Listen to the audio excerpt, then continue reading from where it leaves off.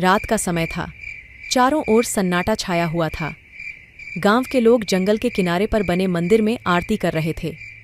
इसी बीच गांव के युवा अर्जुन ने अपने दोस्तों को एक कहानी सुनाई जो उसके दादा ने उसे बताई थी। कहानी थी जंगल के भीतर छिपे खजाने की। यह सुनकर दोस्तों में उत्सुकता और डर दोनों का संचार हुआ। अर्जुन, विशाल, मोहन और सुरेश ने मिलकर जंगल में जाने का फैसला किया।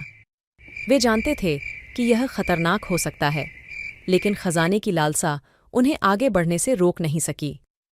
जैसे ही वे जंगल के भीतर घुसे, हवा की सरसराहट और पत्तों की खड़खड़ाहट ने माहौल को और भी डरावना बना दिया। एक काले रंग की बिल्ली अचानक से उनके रास्ते में आ गई। अर्जुन ने हंसते हुए कहा, ये सिर्फ एक बिल्ली है, हम डरने वाले नहीं।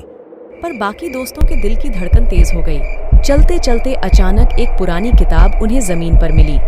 किताब में खजाने तक पहुंचने का नक्शा था। यह देखकर उनकी आंखें चमक उठीं। लेकिन नक्शे के अंत में एक चेतावनी लिखी थी, जो भी इस खजाने को पाएगा उसे सबसे बड़ा बलिदान देना होगा। दोस्तों ने इस चेतावनी को नजरअंदाज कर दिया और आगे बढ़ गए। जंगल के बीचों बीच एक रहस्यमय आवाज गूंज उठी।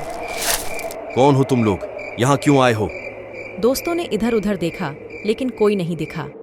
डरते डरते उन्होंने अपने कदम बढ़ाए। एक गुफा के सामने पहुंचकर अर्जुन ने कहा, यह वही जगह है, नक्शे में यही दिखाया गया था।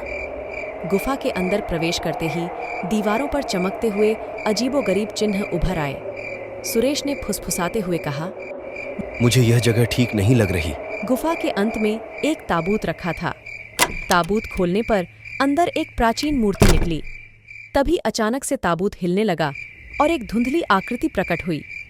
यह आकृति एक योद्धा की थी जो खजाने की रक्षा करता था।